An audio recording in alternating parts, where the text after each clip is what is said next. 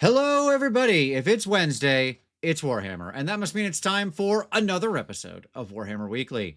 Very early show today as I'm heading off to Gen Con, so hence early show.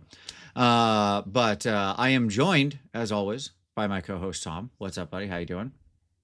Hello, friends. Wonderful morning. Top of the morning to you. Yeah, indeed. This isn't that early for both Tom and my other returning guest, our KO aficionado extraordinaire, Matthew Barker. Matt's back. What's up, Matt? How you doing? I'm doing well, Vince. Thank you very much. Yeah, I was wondering if you got the AM PM switched up or Yeah, what was yeah. the Well, I was talking No, to but Tom happy to earlier hear to it. try to get this scheduled because Matt was like, "Hey, you got to tell me because I got to make sure I can, organize it and swing it." And I'm like, "Sure, just waiting on Tom." And then I'm talking to Tom, and he's like, "Yeah, I can do 8." He's like, "8 p.m. is fine," and I was like, "No, no, no, no, no." No, sir. I can do That 8 being a.m. said, as you well. both have children, so my guess is you're no strangers to mornings. Whereas I do not have children, so this is so like where I had to get up was a time where I do not normally get up. But that's all right. We're here. We're going to talk about floaty boys, balloon boys, all sorts of little boys, boys with guns. It's going to be a good time. And we're going to get into it today. We're not doing much else. We're getting straight into the Kharadron Overlords tome because we've all got I got stuff I got to take care of. Uh, at any rate, so we're just jumping straight into the review basically. I mean, that's what New it's going battle to come tome. down to. New battle tome day for Yeah, KO it's new players. battle tome day. We got the Yep. points for all these guys. We're ready to rock and roll. So everybody's jumping in, piling in. We'll let everybody get in the chat. Before we get into my summary, I actually want to get yours. So, Matt, I'm going to start with you. What do you think about the book, high level? Just like zoomed out. How you feeling about new KO Battletome? Yeah, totally. After the initial shock wore off of a totally new play style that we're going to be, it's a brave new world that we're entering into. You start looking at all the different lines of play that you can really build around with this new book. And it's very exciting. List building is going to be fun again. So I'm very excited for that. All right, rock on. Tom, what about you? Yeah, man, KO's been on such a journey over the last 8 years, right? Sure. It feels like every battle tome has reinvented Yep. playstyle. And let's hope they get it right this time. Sure. Well, it Right? still remains hard to Like put a 40K faction into AOS, it turns out. So, yeah. right, I this is a obviously this is an army like near and dear to my heart. But uh I am interested to see in the developing meta, right, in the new GHB, how this ends up slotting into that, is Well what I said. would say. Yep. Hades, yes, I did see the FAQ. I mean, like, we're not going to cover it today because I didn't have time to like ingest it and look at it. We'll talk about it a little next week. For the most part, it's just the clarification FAQ around the two books, like the points are there and stuff like that. So, it Yeah, because wasn't it's really that fun. big a deal. It's really funny because I could tell that the book was written before the previous battle scroll because the old wording for assault boat was the old one that Sure. changed in the FAQ, and they didn't Mhm. get a chance to Yep. change it before the book was printed. Right. So So it's mostly just cleanup for stuff. So that's fine. logistics. Yeah, exactly. Logistics. All right, here's my summary. Yeah, as you said, it's a very different book. We're not actually going to do a change log this week because, frankly, everything except Brock has changed in some way. Basically, the only guy that's still the same is Brock. And so we're not going to talk about him. He's what he was before in the index. He's whatever. Okay. Guest is super quiet. Shouldn't be. Sounds normal to me, but that's fine. I'll turn him up. I'll turn him up. Bump me up There there, Vince. you bumped Fly me up. high. That's right. The puns are Oh, not stopping, by the way. I got there the we go. coffee flowing. That's right. Oh yes, you hit me with a bunch of good puns last night. Okay, there you go. Hopefully Rock that's me like a better. hurricane. Yeah. On my screen, he is Oh, peaking quite high. So we'll if I Jaden. should not be quiet anymore. Okay. Should I start Uh yelling? yeah, exactly. Reporting to you live. That's right. Yeah, yeah. All right. Hopefully that helps everybody. The new terrain and I call them the not manifestations Pretty good. can be quite I've heard valuable. worker bees, drones. Yes. Yes. All right, we got there. All right, sweet. Um Sounds good. I want Uh, everybody to hear my nonsensical takes. oh no, absolutely. You're here for insights. Absolutely. Trust me. It's not going to be coming from me. This is the face of someone who does not know how to evaluate this book. But I think they're very valuable, even if they look silly. I mean, I'm sorry, they do. They look silly. They're silly little things. But they're good. Like I think it's useful and stuff. There's some very interesting things you can do with those drones. Trust me. My Johnny brain started going wild with the possibilities. Yeah, absolutely. I think lots of units have more clear roles now. Profiles are simplified. We cut a lot like weapons out, weapon options, things like that. Like things got simplified down, which is good. It was the happiest thing I was to see, to be honest. Except Thunders. Honestly, yeah, like whatever. Yeah, let's. Hey, we went from 5 to 4, now to 3. Eventually, we'll just get to Thunder or weapons. Yeah. Yeah, exactly. Just Thunder or weapons. We are not there yet, though. Yeah, but we could have been. It's like the one nod to 40K still there. Okay. I think, as a whole in this edition, shooting is at a disadvantage. But I do think that KO have the movement to neutralize most of this problem. Like people have to stick their head out from obscuring eventually, and that's where they can really monopolize or sort of like build on that advantage. KO do still have a lot of movement. That is still absolutely true. It is not a slow army. It has a lot of different capabilities to move in interesting ways, including potentially some other options like. I can tell your dog just came in, Tom. I know that door opening with that. Like I know how golden retrievers open doors, and it's just bam, they just walk in. Like, yes, I'm coming in here. Head down, just forward. Battle ramming forward. Mm-hmm. Tom's dog is related to is like one of my dog's full sisters, basically. So. Yep, and she sleeps. The whole family affair here on Warhammer Weekly. That's right. Indeed. That's right. Okay. And Vince, to what you were saying, people want to hug obscuring terrain. KO have ways to go in and flush them out, as it were. So it's not exactly a shooting army like it was in first edition. It's much, much more of a combined arms situation. And now we actually have buffs to apply to some of our critical units, and there are ways to force you out of your hidey holes. Agreed. Buffs are back. Yeah, it's true. It's true. Well, after the second, no, truly, like if you'll remember, like after the second book debacle, where everything was like hyper language geared so that almost no buffs could be applied to any book in any or like any unit. Like we are a far cry from that. Like obviously each book has gotten better. But we're back to the point where we might have some synergy again. What? Yep. Weird. Synergy in a KO book? Synergy? I can't believe it. The truly toxic redeploy is gone, mostly. Still near and dear to my heart. Oh, the jank I pulled. Yeah, the number of times I've lost to that because my buddy would bring it and I wouldn't know he was bringing it, and I would make like an all melee army that wants to move like basically 6 inches and then charge and be like, well, I just lose this game, so that's fun. Because he's going to redeploy 2 inches and every unit in his army somehow moves 13 inches. I don't know what's happening here. I had a Slaves player fail a 15-inch charge at a tournament one time. Sure. Like, okay. Really? Yeah. I really hated that redeploy trick. It was so grotesque and dumb. Like, I understand KO had nothing, and so I'm like kicking an army when it's down, but God, did I hate that play style. That was so frustrating to play against. It was so fun. The skill expression was just something that I very much enjoyed. Sure. That's what it is. We'll call it that. That's fine. This is going to be a great show. Look, it's gone, so I don't care anymore. Like, it's fine. It's fine. There's still something like that you can pull, but whatever. It's not the same thing. And the new units are a welcome addition. I think they have a lot of gas in them.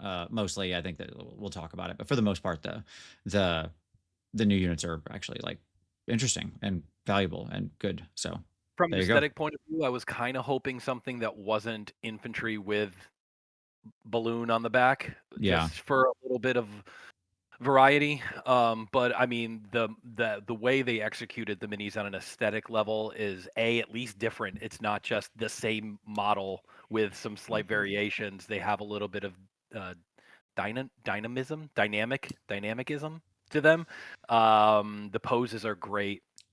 I wondered if they were a Warcry warband that kind of got repurposed. They have that vibe to them, that sort of scrappy A-team vibe. One of Yeah, them, they do feel like that. You're not wrong. Yeah, one of them looks like Dr. Robotnik, like heavily.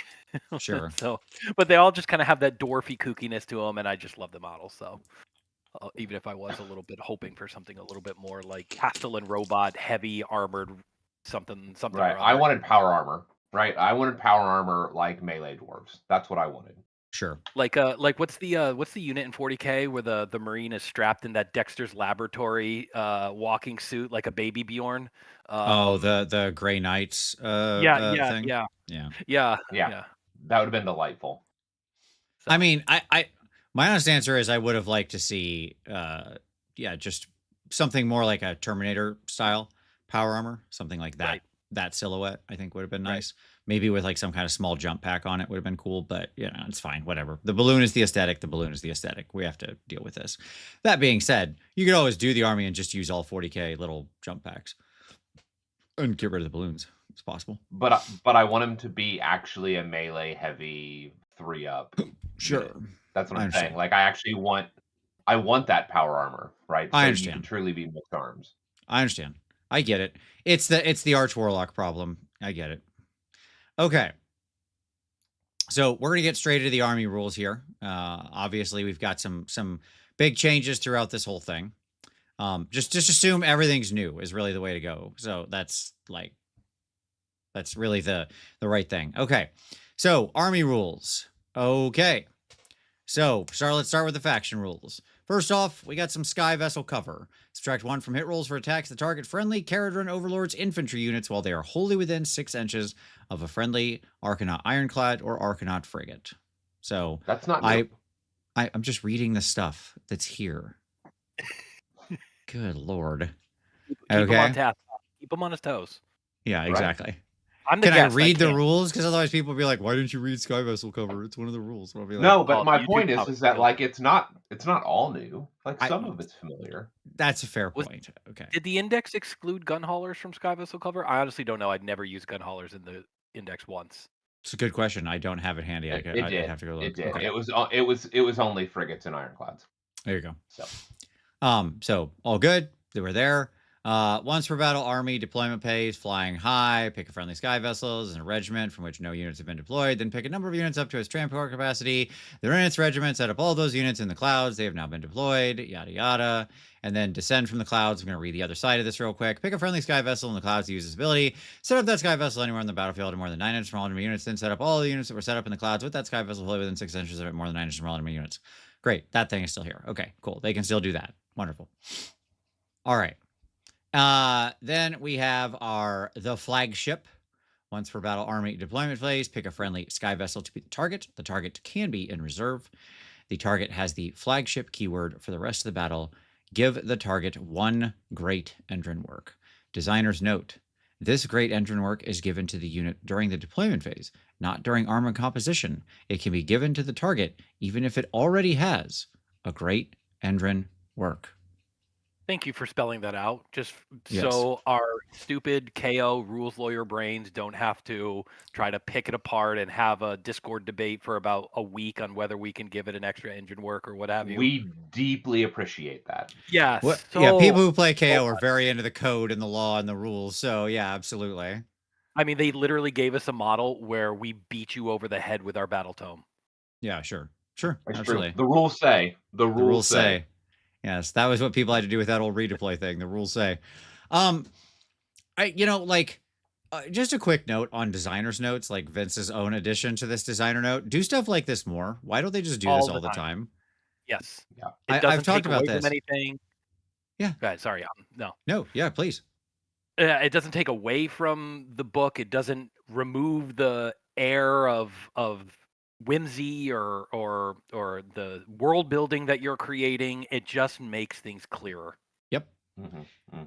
a sentence or two in real, normal human language that says, this is our intention, stated plainly, stops all raw versus rye discussion. You don't need to have the language as legalese tight if you just have a designer's note saying in plain language, this is what we intend.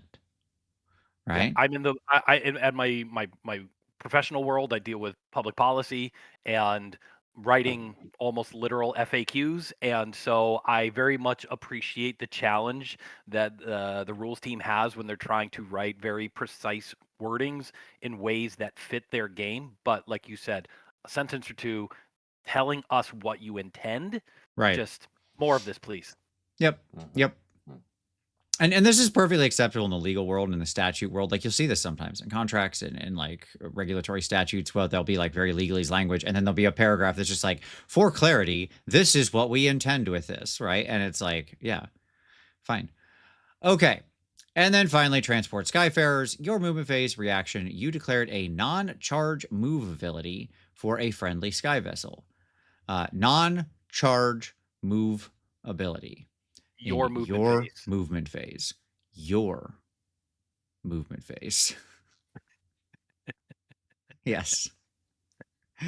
Pick a number of units up to that sky vessel's transport capacity. See its war scroll that are wholly within 6 inches and not in combat to be a target. Units that have been transported this turn cannot be targets. Remove the targets from the battlefield. After the sky vessel ends its move, you must set up each target unit on the battlefield wholly within 6 inches of that sky vessel and not in combat. Those units have been transported. A unit cannot use the charge abilities if it was transported in the same turn. Everything's exactly the same except for the timing, your movement phase. I will say I understand. After my initial shock and a few tears that you can't redeploy away anymore, a little bit of Discord crashing out, I was still sad that we can't utilize this in our turn on the power through. Sure. I think maybe that nuance could have been allowed. That was honestly where I derived the most joy. The redeploy was a survival defense mechanism, but I very much enjoyed the skill expression of moving around, planning a charge, and then bouncing something off, and then stealing your home objective, getting a double turn, and then sniping Nagash that you thought was safe, or something. Sure. Just that very intricate pinball type bounce in, bounce out play was very fun to me. But I get the redeploy's gone. I'm sad that the power through is gone, but I'll live with it. Yep. Okay. Hades, speaking of rules lawyering, when you measure for wholly within for a model without a base, something like faction terrain, for example, do you take into account the height vertical distance of said model? Is the other model also raised or like on some kind of elevation? Because generally you don't have to. I don't know that I've ever had to worry about it. Like I just measure from the edge of the thing, whatever it is. But I'm interested to exactly where that you ran into that. All right. Battle formations. Okay. So obviously we've got some new thing here because of new people. All right. So first off, pioneers and scavengers. Friendly Von Grimm Harpoon Crew and Von Grimm Salvagers units have a ward of 6 up while they are contesting an objective. Okay. Sure. Fine. Cool. Great. I hate battle formations like this. I do not like them. Stop writing them. That's my simple answer.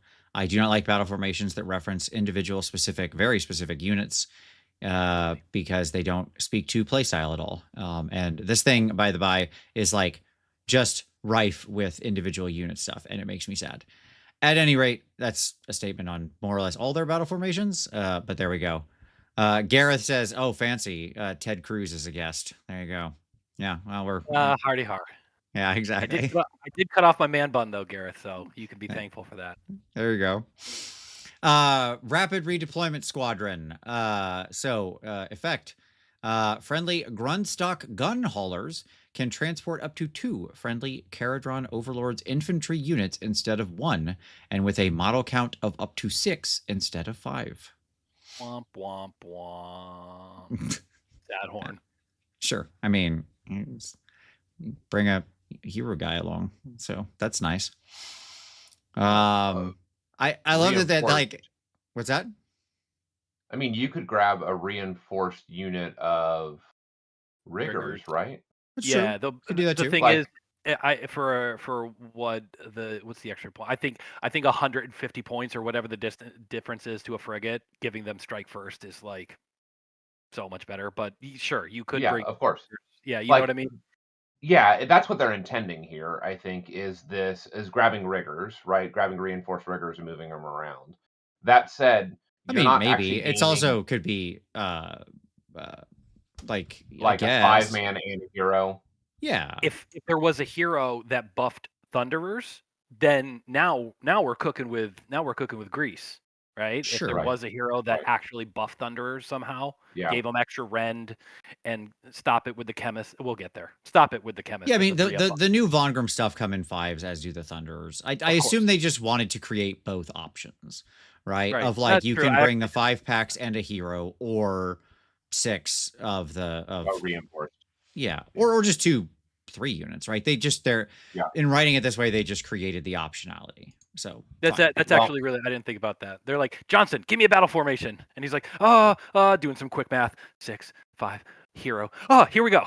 Yeah, exactly. Like it hits a lot of different combinations. yeah. So okay, like again, Oh, I don't hate it because 1 in 5 is pretty limited in what you're gonna drag around. So you know, it also Mhm. is okay, just a little gunhauler, a little bow with 2 dorks in it, yeah, sure.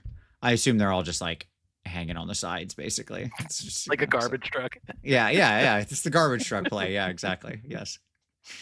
Um. All right. Veteran ground troops. Once per turn, army. Start of battle round. So, sure. Um, okay. So pick up to 3 friendly Arco to be the targets. Effect for the rest of the battle round if the target has not been set up this battle round, and while it has not moved this turn, subtract 1 from the rend characteristic of attacks that target that unit.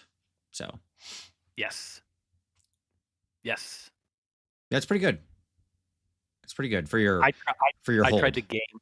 I tried to game the hell out of this by asking myself, have I satisfied the requirement at the start of the battle round that they have not been set up this battle round? Can I then set them up and then still kind of have that buff move with me if I've already like I know I tried so hard, Tom. I like immediately that's where my mind went. Mhm. But no, it doesn't Mhm. work like that. You can't set up that turn and you can't move, but you get -1 rend for your Arconauts. Yeah, which is actually pretty good for them. It just makes them decently survivable. So yeah, it's fine. And then the Endroniers Guild Expeditionary Force. Once per battle, army deployment phase. Declare, pick a friendly, non-unique Kharadron Overlords hero that does not have an artifact of power. The target can be in reserve. Effect, give that hero 1 artifact of power from the inventions of the Skyports. Designer's note, this artifact of power is given to the unit during the deployment phase, not during army composition. So just get Thank an you. extra magic item. Mhm. So I think to this. I'm sorry. Go ahead. I no, I keep. was gonna I say keep. to I'm keep very track, excited. because this is a fun thing that kind of runs throughout this. You can now, like in your when it comes to the deployment step 3, deployment phase abilities, right? There's a lot of armies where you just do nothing. You're like Yeah. you go back and Do forth. you You're have like, any okay, deployment phase abilities? No. right, Oh, cool. no, nothing to do, and it's like, okay. I've got Whereas this 5. army's exactly. Well, hold on. I've got to do this and this. Okay, I got to give an extra engine work. I'm giving an extra magic item. People are going up in the But sky. Who's going but first? Oh, hold your horses there, buddy. I Yeah, got some things to do. it feels like, I know it sounds funny or silly, but it feels the first time, battles. like the No, very it feels first like time. the battle's coming, right? And they run down to the armory to Hmm. get geared up, right? Like it has this no, truly, like it has this Muster. all hands on deck Oh, muster call. Yeah, Hmm. right? Like you can hear the alarms going off. Just saying. Yeah. It's all in it's all grokking. Tom, I'm sure you recognize this like immediately, like I did. It's very interesting that it calls out the exact table that it gives you an artifact from. So what this allows you to Mhm. do is Mhm. pick a Scourge of Gyran artifact, but then also double dip with a book artifact because it specifically says pick an artifact from this table. It's Right. not you're Yeah. not choosing an artifact 2 different ones. It's explicitly telling you which one of these you can pick. So that's Mhm. really interesting. I don't know if there's another situation in the game that allows you to double dip like that. I'm looking for the Yeah, option race. that just says pick a Brood Terror and then pick a Scourge of Gyran Brood Terror. I'd like to do that. Where's that option? Can I get that? It makes me wonder if we're going to see other similar tables in later seasons, and these books are meant to kind of carry over, right? Sure. Yeah, 100%. I think you're both right. Yes, I think that I think Scourge, the Soggy rules were very, very successful. I think we'll continue to see that sort of thing. I really do. And so, this is their way of both future proofing, as it were, but also then allowing for that option that we talked about there. Okay. And I think KO Soggy rules were very much written with this book already in mind. Hey, what have we written for this Yeah. book? Oh, yeah. And when the rules came out, it didn't seem like they were that great. But now, in the context of this book, this ecosystem, it's much better. I agree. All right, heroic traits. Got our Lords of the Sky Fleet. We've got our Shrewd Opportunist. Which is deployment phase ability. Pick this unit and up to 2 other friendly Kharadron Overlords non-hero infantry units be the target. Each target can immediately use the normal move ability as if it were your movement phase. So that hero and 2 non-hero infantries get to walk, fly around, move around, jump around, whatever they want to do. You do leave your little warm bubble of protection of Sky Vessel cover, but we'll see a couple units where this is going to be very, very useful. Well, there's just also battle plans where this is extremely useful, depending on like there are certain battle plans where this is like highly valuable. The battle plan where you're set up like completely on one side of the table, I think it's called what is it, like Noxious Nexus or whatever. Like being able to have some presence out on the other side of the table is pretty valuable. That kind of stuff. How about going first, reaching out, grabbing an objective, then moving back, and then scoring like 15 points, but still being nice and compact. Absolutely. Bold as Brass is just +5 to control score, so okay, great, good for you. And then once per battle, any combat phase. Yeah, very cool. Combat Grafter. This unit can use 2 fight abilities, but then they have strike last for the second one. Okay. Aha. Unless they don't. Because say you put this on an Admiral who's got what, 4 attacks at Ren 1/3 damage, and he's in an iron or in a frigate, and you assault him in. He strikes first with 4 attacks, and then his strike last is now strike normal. So he's essentially just doubling his combat attacks. So this random angry dwarf with a big hammer that's larger than his body is 8 attacks at Ren 1/3 damage. Like that's gonna catch some people off guard. Like, wait, what just hit me? What just swung? What was that? Yeah, I mean, yeah, it's yeah, exactly. That was my first thought too. I mean, the damage 3 is good. I'm not sure I'd invest in the Admiral attack. I mean, yes, you're right. You can do it. It's the old you can break him out of strike last jail if you give him strike first. I just don't know that I'd put that much money after that. That's my answer. Here's my question. Looking at the other 2 heroic traits, mm-hmm. I mean, you're not really missing out on a ton of other things. There's some neat, cute things you can do with Shrewd Opportunist, or make a character 7 OC. Like, I mean, it's not like you're missing out on a gem. Yeah, I would. I mean, I would just have Shrewd Opportunist because I really like it. I like having the option. I'm not going to use it every game, but I'd still rather have it in my list because to me it's just like, okay, this is a highly valuable option to have. Right, depending on the scenario, it's actually very valuable to be able to move to to essentially pre-game move units where they need to be. That are 12-inch move, or even Arconauts, which are 4-inch move, and you're essentially just giving them plus 4-inch move turn 1, which was wasn't that the Dispossessed or the Dwarven, the Ironbreaker thing in 3rd edition, something like that? Turn 1, they were like double move, so it's very reminiscent of that. Yeah, yeah. Like, I mean, there's also a couple maps where you don't have access to a place of power like right away. This can actually move your hero into. You're good, buddy. This can actually move the hero into this amount of move would put the hero in range of the place of power. Well, 2 things. One, it's a non-hero that moves. So that doesn't work. No, pick this unit and up to the thing itself is on a hero. Yeah. You're moving a hero and 2 non-hero units. So the hero walked close. Fair. Yeah, that's fair. The other thing that I would push back though is that it is KO. So a lot of they're not going to gain as much from places of power. because of being so much flying. Like, because of the flying, like I'm not turning worried on a about place the of power. obscuring that you're trying to get at, which is usually what people are doing. I'm worried about having Sure. easy access to the unbind. Okay. Because that's Sure. not a dice roll. That's an automatic. If you're standing near a place of Yeah. power, you can just do that. No risk. Yeah, that's fair. So that's all I'm thinking of, like just having automatic access You're to just the saying a unbind if they free go free first. unbind. Yeah. Yeah. Yeah.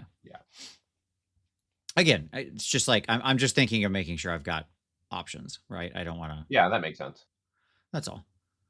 Okay, artifacts of power, inventions of the skyports. So, first off, we've got the Voidstone Orb. Once per battle, reaction. Opponent declared a spell ability for a wizard within 30 inches of this unit. Effect. That spell is unbound. Yeah, really good. I mean, obviously really good. Cool. Amazing. There's a lot of As it times with people who have magic in their army where they're like, this is the spell I really need to get off. And it's like, well, you ain't getting that spell. Good to know. Thank you. I appreciate that. Yeah. Or I love when people are like, well, I guess I'll just take this manifestation and I'll cast it so I can block where you want to go. Oh, thank you for telling me. I appreciate that. Right. Yeah, exactly. All right, next up, once per turn, your shooting phase, the Celestium Burst Grenade. Pick an enemy unit within 12 inches of this unit to be the target. Ward rolls cannot be made for the target for the rest of the turn. Also, very good. Very Mint. good. Oh my god. Very, very, very good. Very good. Thank you. Mhm. Thank you. Once per turn. Once per turn. Yeah, once per turn. Yeah. It's really good. It's really good. This The was little a corn once per heroes game. are quaking in their boots at this one. They don't love this ability. Yeah. You're dead. Yeah, exactly. Yeah, that's good. And then finally, once per turn, reaction. Opponent declared a charge ability for a unit within 12 inches of this unit. Blazebeard and Sons bamboozling flak gun. Good night. I swear to God. No, the best thing is that this is specifically a bamboozling flak roll. Yes. Mhm. You must announce it as such Right. each and every time. Max volume, top of your lungs, like an orc player 40k screaming wah. Right. Please don't. Please don't ever. Every time a 40k player screams wah, my soul dies a little. The effect, pick one dice in that charge roll, then make a bamboozling flak roll of d6. If the roll equals or exceeds the value on the dice, remove that dice from the charge roll. This is a very powerful ability. Now, obviously, the better their charge roll, the worse this ability is, right? Of course. Yep. But like, let's be real. Let's assume they knock like a 10-inch charge. Okay? Like 2 5s. Mhm. Yeah? Mhm. You still have a 33% chance of making that charge a 5-inch charge. That's Yeah, not absolutely. terrible, right? Because No. the reason this is good is because they wrote equals or exceeds instead of exceeds.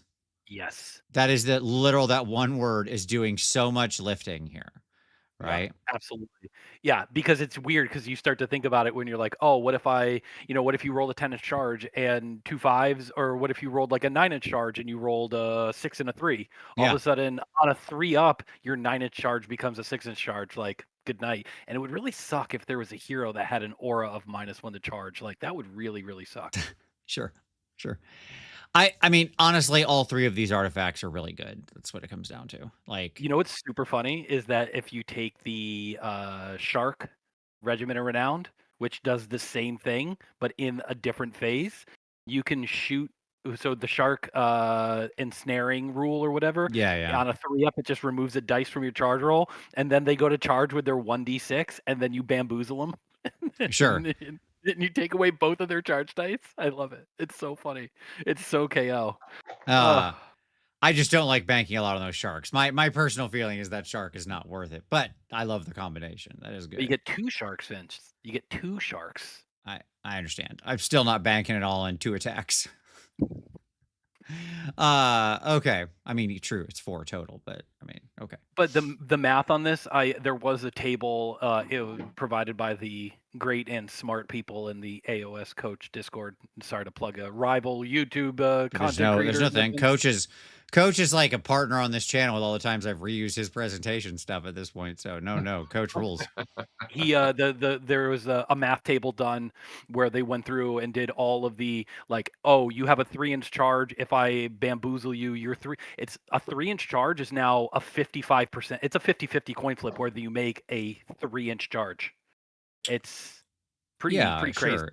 I mean, I don't even know if it's that good. Like I'm saying, I'm not even sure if it's that, like your chances are still that good. If they roll a 2 and a 1, which is how they got to a 3. Okay. Like, No, there's no other. as in like not the dice roll specifically, just making a 3-inch charge in whatever combination. Yeah. Not necessarily knowing what the dice are, but before you roll the dice, you have a 55% chance to make a 3-inch charge. Gotcha. Yeah, I'd have to think about that because like if one of the dice is a 1, you automatically cancel that dice. Yeah, isn't that great? Yeah, I mean that's yeah. The only downside to this is obviously it's within 12 inches of the unit in question here. So like that is not it's not going to stop super long charges. So, you know, that's a challenge, right? Like i.e. 3d6er people who are coming in from like screaming from out of nowhere, like outside the range. Not that there's a ton of those, but it's around and it's certainly chosen a lot whenever it's there. Yeah, sure, absolutely. You can always just redeploy away.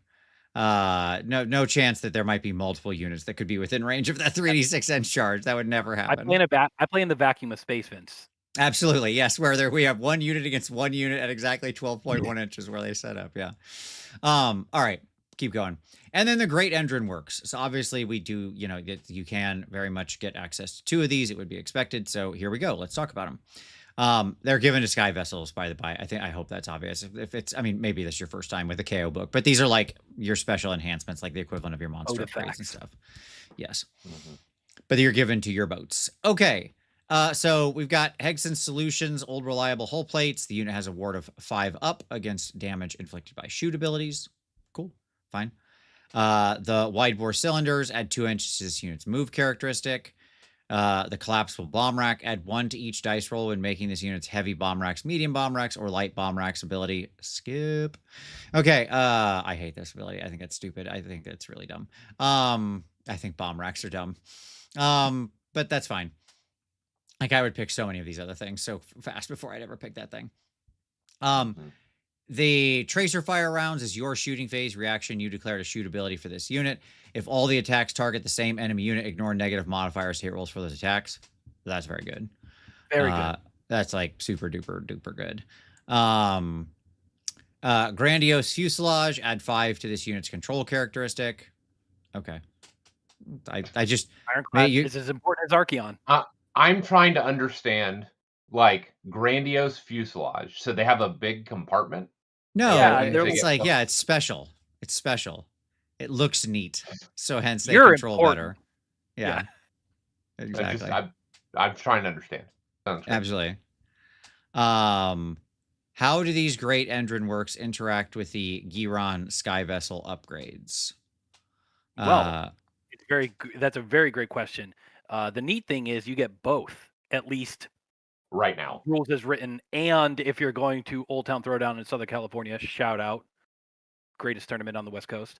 Tom has put out an FAQ saying that you do, in fact, get both engine works if you, in fact, take your flagship, and then you also get a Scourge of Gyran boat enhancement. I forget what it's exactly called, but it's a different name. It's not a Great Engine work, so it's a different table, and you just get that. So you get all 3, and potentially all 3 on the same boat. Yeah, if you want to really supercharge up a boat, you can. It's like some sort of modded up like F-150 like out of nowhere. It's just like got all these crazy like things attached to it, and the snorkel is got one. KC lights. Got some tractor tires on there. We're good to go, baby. Souped up. Okay. And then finally, Nullstone Galvanization, end of any turn, inflict D6 mortal damage on each enemy manifestation within this unit's combat range. Okay. Yeah, great.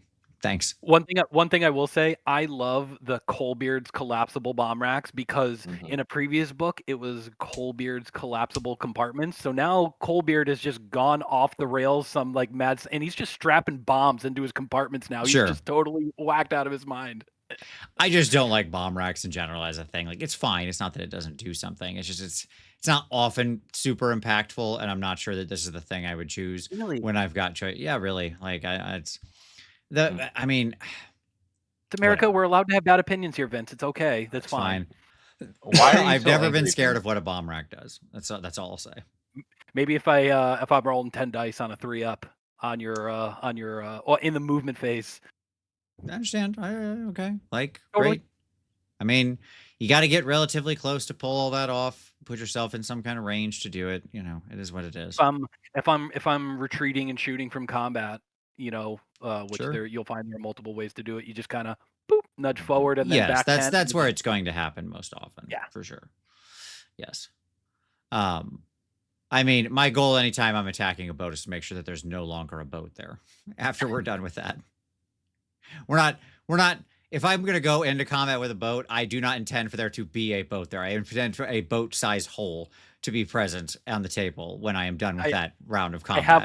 That has happened to me a few times where like my ironclad got surrounded by just a horde of things and I'm trying to dig it out like after it's dead, like trying to get models are hanging on as I'm pulling it up and then there's just and then there's just that like huge oval hole with like a 12 doom bulgors around it or whatever.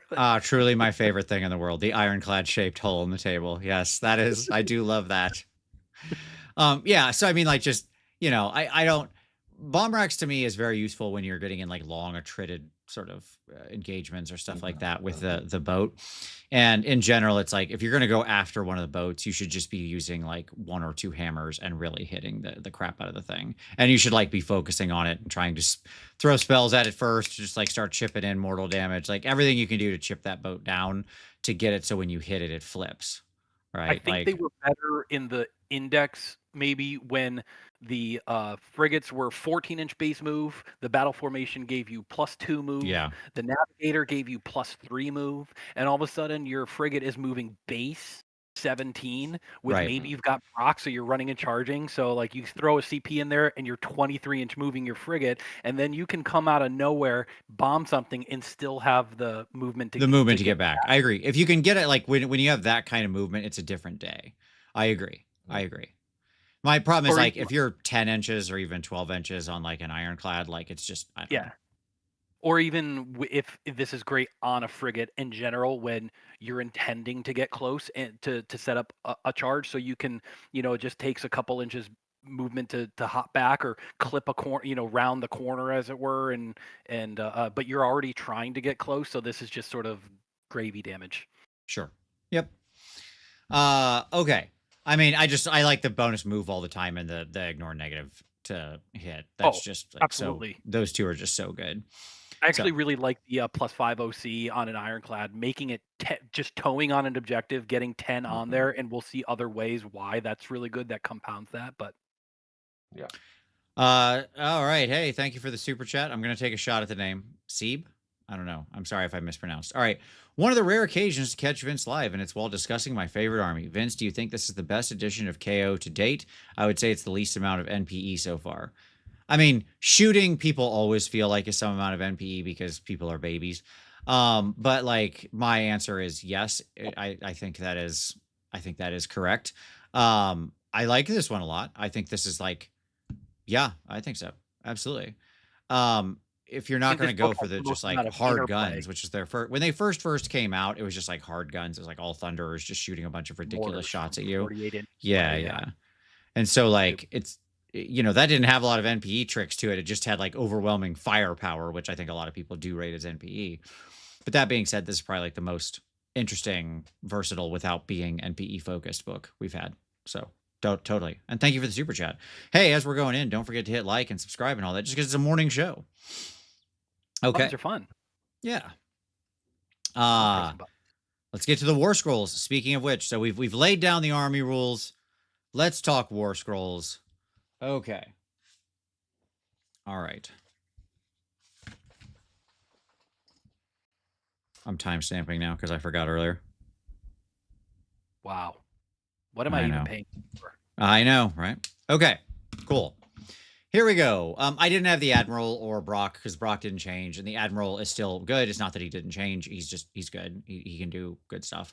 So he's perfectly He gives fine. +1 on your shooting profiles for your boats, which is Right. with no dice roll. You don't have to not move anymore, which is Right.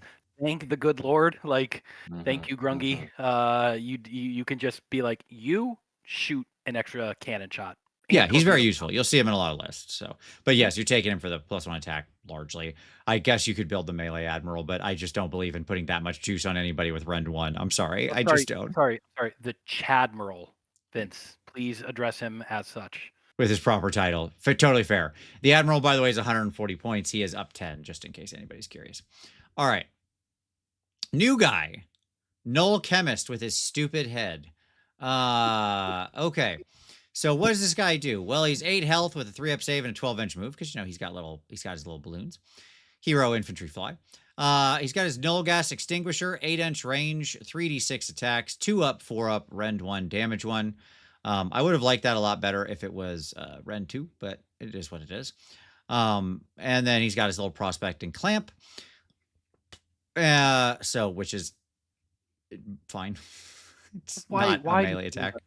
Why does he wound on force? Like, come on, please. Yeah, sure, because he's a dwarf. Not everybody gets to be 3s and 3s anymore. This is the world. So I know. He reminds me of the clamp guy from Futurama. Give him the clamps. Give him the clamps. Okay.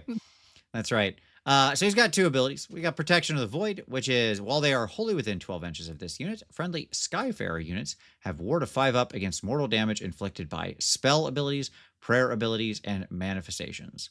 That is a lot of very specific language there. This type of unit and against this type of thing only. Okay. But he better be 140 points. He will not be. But that's, we'll get there. Yeah. And then he does more damage against priests, wizards, and manifestations. That's the interesting part. The Null Chemist. I mean, wounding on a 4-up. I know, but 4 damage against wizards, and I mean, he'll punk a little foot priest like easy. Wounding on a 4-up. It's still, I understand. Like statistically, you hit with, let's be generous, you hit with 3 attacks, you wound with 1. It goes through on a wizard because they don't have armor if they're just like a little boy. And then you do 4 damage and they don't die. That's sort of the... I know. Well, that's the math of the thing. The key is that if he got a shot in first, then they're dead. Yeah. He will, because it's an 8-inch. It's an 8-inch shot, right? If right. he's moving into charge, he's going to get that shot in. I don't know. How many points do you think he is, Tom? I have the points right. I hope. Here's the deal. 120 is what I would pay for him. Okay. 140 is going to be appropriately priced given his wounds and all that. I'm guessing he's 180. Okay. Well, you're wrong. Let's split the diff. It's 130. Yeah, it's 130. Okay. I don't think he's in the bin, but he's an outlier edge case take. Yeah. Correct.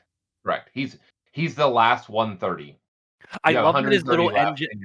I love that his little engine is the same as Brock's. It's just smaller because he's got the 2 tiny little engines on the side like Brock does, but it's just smaller. So good. E Platypus Unum with the super chat. Thank you very much. Drop the game mid-second, Ed, but always pop in from time to time and check on how they're massacring my boys. New models are mixed, some good, most bad. That's yeah. I mean, like, by the way, when I said the new models are good and I think valuable mostly, this is the mostly. I think this guy's Garbo. I don't think he's any good. I wish. Yeah, I mean, I was hoping for something a little bit more interesting. I mean, he's just a very weak Calisantol. Like, he's an ineffective Calisantol. Yeah. Now, to be fair, he is a bonus hero, by the way, so he does not have to take up his own regiment slot. So. Oh, sure. Yeah, of course. Just worth saying. You could double his attacks. That wound on force. No, that wound on force. Sure. Yeah. All these things are possible. Okay. Code right. Give him the combat rig +1 attack. That wounds on force. There you go. Sorry. You're fine. I'll shut up. No. Good money after bad. That's yeah, exactly. Yes, thank you. That's it is just a bunch of, it feels just like good money after bad. Like, I'm sorry, but that's what it is. 100%. The code right has weapons. They don't matter. he has movement and health. They don't matter. He has an ability. It does matter. That's why you're like, if this guy's showing up, it's for this ability right here. Okay. So, what do we got here? We've got advisory role. Once per turn, army your hero phase. Pick up to 3 visible friendly Skyfarers units to be the targets. So not boats. The easiest way to say that. Roll a dice. For each target on a 3-up, pick one of the following effects to apply to that target for the rest of the turn. I do just want to say, by the by, I appreciate when they first wrote this was pick D3 Skyfarers units and then roll the 3-up. Like, you know it. I'm just saying. Like, whenever this was written the first time, that was how it was written. And it got to somebody and they were like, no, we can't do that twice to him. Yeah. So thank you. No. So thank you. It's at least pick 3. Okay. And then on a 3-up, what do we get? All right. Well, I can get, I get one of these following things. I can either add 5 to their control score of the unit. Okay. Fine. A lot of control score manipulation here, which, okay. Add 1 to run and charge rolls for the target. Okay. This I like. And then there's no trading with some people. The target can use a retreat ability and still use shoot abilities later in the turn. In addition, no mortal damage is inflicted on the target by retreat abilities. Very good. Very good. Yes. Picking 3 units, rolling on a 3-up, you're going to get 2 out of the 3. So that's fine. There's 2 good ones. Yeah, you can make if you give Brock or not Brock, an admiral say or any other foot hero the +5 control score, and then you hit this guy with +3. Suddenly he's walking up to Archeon and he's just like, hey, you think you got your big boy pants on? You think you're important, man? Yeah. I don't rate any of the control score stuff, but maybe that's maybe for KO it's very important. You'll have to tell me, Matt, if you think like it really matters a lot. I think it is going to matter when we get to one war scroll in particular. Okay. That's how you hold objectives. I understand. I just I understand you have very low model. For a low model count army, this is how you hold objectives. There it is. That's the important part right there. When your best units come in packs of 3 that count as 1 each. Sure. Right. I understand. Right. I just there's a lot of small units running around now. Right. And I don't know that those small units don't just get shaved off or killed by what you're doing. So I don't know how often it's coming into play. That's my only point. Right. Okay. I do think it is a very valid line of play to choose all of these little buffs that add up to something bigger than themselves with this is plus control score. Now your boat's 10, this hero's 7. Now you can get this +3 here. You're going to see something later that drops something. And it's just, I think that is an interesting line of play that I will certainly investigate. Okay. Cool. Next up, we've got the Endrin Master and the Aether Chemist. The Endrin Master, 2 abilities here. Again, he has attacks. They're fine, actually. They're not bad. He's burn 2 and damage 3, but he does hit on a 4-up. So, let's not get too excited, but it's good. It's good stats other than the 4-up tip, but it's not bad. Ren 6 health and a 3-up save is gets good. me up in the morning, man. That gets sure. me up in the morning. Ren 2 damage 3. That ain't nothing. That ain't nothing. So obviously, I'll double his attack. Sure. What happened? What is happening? That was fun. The presentation just decided to reload there. Okay. I don't know why that happened, but there we go. At any rate, he can do his repair thingy. It also works on the Endrin dock. So fine. And then he also has pick a friendly sky vessel within this unit's combat range for the rest of the turn. The target can use retreat and run abilities and still use shoot abilities, and no mortal damage is inflicted on the target by retreat abilities. A very good thing. Yes, that's no very more strong. dice roll. It doesn't happen on a 2-up anymore. All right. Thank you. Please, more of this. Just let me use the abilities that are on the war scroll without having to fail 33% of the time. Just let me do it. Thank you. It's really good. I paid points for it. Just let me do it. I hate abilities that are prerequisited on a 3-up like the code, right? Just let me pick 1 or 2 or D3. Let me pick D3, but just let me do it. Don't make me roll. If you're going to make it a random number of units, it should be automatic. That's But anyway, no dice roll, retreat and shoot. Mint. Yeah, he's great. Retreat or run and shoot. Both have value in different situations for sure. This is great. It's a very good ability. The healing's whatever it is, it's fine. There's lots of ways to heal the boats. It's good. It's okay, great. little bit of short range, but he kind of like taps the frigate on the back end with his hammer and like Yeah, go. yeah. Like when you tap somebody's trunk twice and they can go, go. Yeah. The Aether Chemist, again, he has attacks that don't actually matter any. His war scroll doesn't matter. Oh, Hey, zing! got him. He subtracts 1 from charge rolls for enemy units within 9 inches of himself. And he can pick a friendly Arco unit wholly within 12 inches of him and roll a die. On a 3-up, add 1 to the rend characteristic of their ranged weapons for the rest of the turn. 3-up. He's still paying for the sins of First edition. Yeah. Plus 1 attack. And so are That's what mortars. Mortars are also still paying for their sins. Yeah. Yes. Now, for our edification, the Endrin Master is 120 points, and the Aether Chemist is also 120 points. Fine. The Chemist is a great candidate to hold the Bamboozler, the bamboozling flag gun. Sure. I would really love him more with that if it was 12 inches and not 9 inches. 100%. Yeah. 100%. So I don't mind. So in the index, he was +1 rend to any Skyfarer unit, not a boat, but a Skyfarer unit. Now it's just Arcos. I wouldn't even mind that so much if the buff lasted until the really unique and cool and flavorful ability that Arconaut's gained, which we'll talk about in a minute. Right. But it doesn't the timing doesn't overlap, and that's a really big loss for me. Yep. Okay. Boop boop. Next up, the new guys are Von Grimm Harpoon Crew and Von Grimm Salvagers. Here we go. Okay, so these guys are 2 health units. That's important to say. They are moved 12 inches with a 4-up save because they forgot their armor. They don't have any no van braces, no bracers, anything like that. Yeah, they got to show the guns, and that knocks you down to a 4-up. I'm sorry, guys. They do come in 5s. Let's just lay down some points here so we can get that as we're evaluating. So the Harpoon Crew is 5 for 90 points. Ooh, and the Salvagers are 5 for 100 points. Price to move, boys. Yeah. Yep. So pretty cheap. Pretty cheap. Okay. So obviously you're getting, 10 health for 90 or 100 points. And what do we got here? Okay, well, the Harpoon Crew has their Skydrake Harpoon or Firearm. It is anti-monster.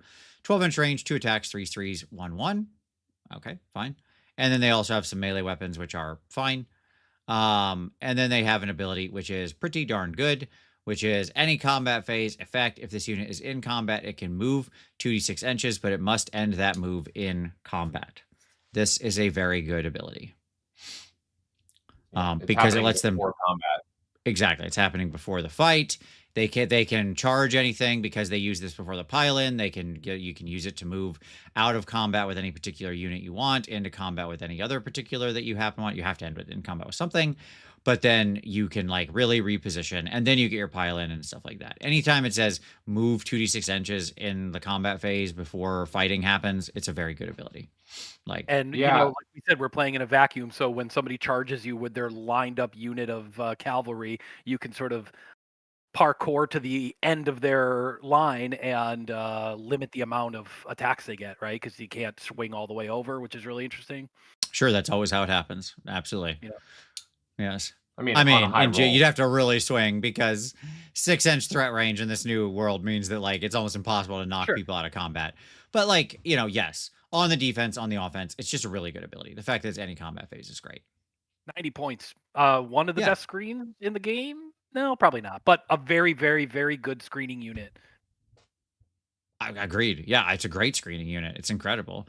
It's a great scout type unit, right? If you're thinking in battle tactics terms, scouts, this unit's incredible.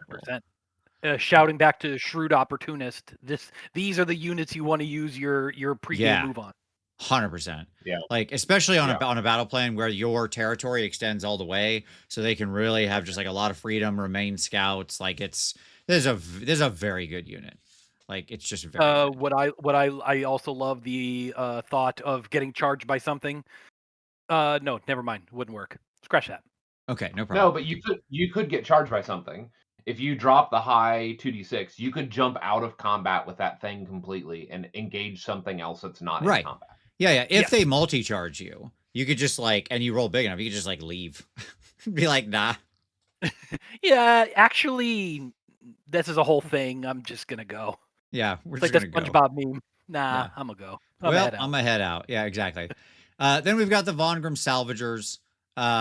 So they are, again, same sort of profile-y thing up top. Again, we've got privateer pistols, which do have shoot in combat. 10-inch range, 2s, 4s, no rend, 1 damage. So much worse shooting attack.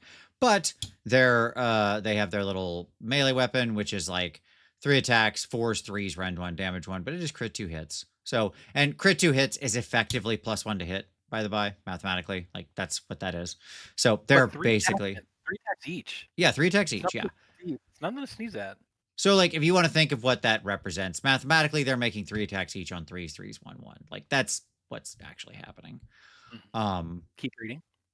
Yes, It's exactly. fine. And then their ability, and then, again, in any combat phase. Sorry, I'm just No, you're fine. Spotter's flare gun.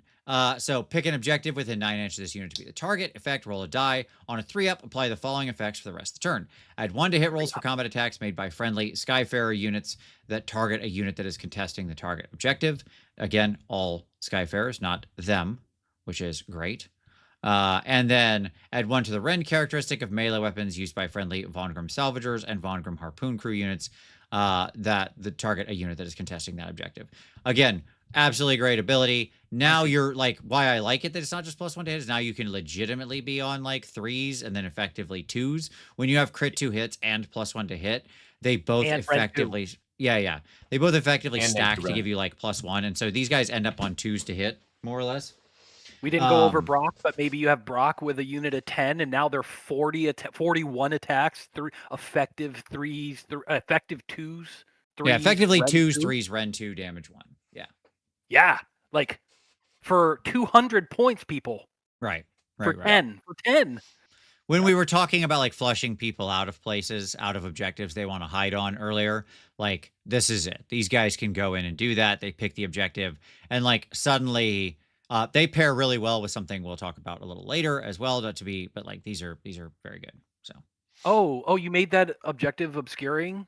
Oh, that's really cool because I've got my own trick. You got a little piece of treasure in that forest that I really want. So Right. now I'm gonna smack you hard. Yep. Absolutely. Love this So unit. again, these are the new units I really like. I think both of these new guys are good. I agree with you. They feel like a Warcry warband. They got repurposed. I hadn't thought about that, but like you said it just really resonates with me. Yeah. But hey, who cares? They're fine. They're good. Like I love the them. guy who's just casually smoking a pipe, like in the middle of a huge battle. Like Sure. he's just like, So pretty cool. what he wouldn't give for a whiff of Old Toby. Yes, indeed. The Endred Master with dirigible suit. Still 12-8-3, all that kind of thing. He's got his Aether Cannon, it's 18 inches. 1 attack, 3-3-2-3. And then he's got his dirigible suit battery, which does have shoot in combat. 6 attacks, 3-3-1-1. So he's still a relatively decent little shooting platform for what he is. Little cannon shot. Yep. Little, he's a little guy. He's got some big guns. He's got his upgraded Aethermatic Saw, which again is not bad. 3-3-2-2. Like it's perfectly fine melee attack. He can do the repair thing because he is an Endred Master. So it's the same thing again. Don't forget you can heal the dock, which is fine and nice. He's an MRT nerd. Yep. And then once per turn, army, any combat phase, pick this unit and up to 1 friendly Endrinriggers unit wholly within 12 inches of this unit to be the target. For the rest of the turn, combat attacks made by the target against enemy units that charged this turn have crit 2 hits. So pretty good. Yeah. The Endred Master, he's perfectly fine, perfectly serviceable. The dirigible suit boy is 160 points. Yeah, a little too pricey for me. A little saucy on that points cost, but you know, I think he has uses with a specific unit, which we haven't talked about yet. Yep. Yeah, the challenge there is that he's like it's forcing him to give that buff to a unit that has like a unit in combat that has been charged functionally. Right. And the challenge with that, just as people are thinking through the sequencing, is that they're going to activate before you. So even if they have strike like crit 2 hits, right? Like that other unit will likely have strike, like will likely activate before them and wipe that unit out. Yes, assuming it's not some big multi-charge and blah blah blah blah blah. Yeah, unless you are able to pull off one of the creme de la creme moves in the KO army, which is countercharging with a frigate and then assault boating in your engine riggers. Now Sure. I have strike first, even though it's your charge phase. And since you charged, he can give this buff to Right. the engine riggers.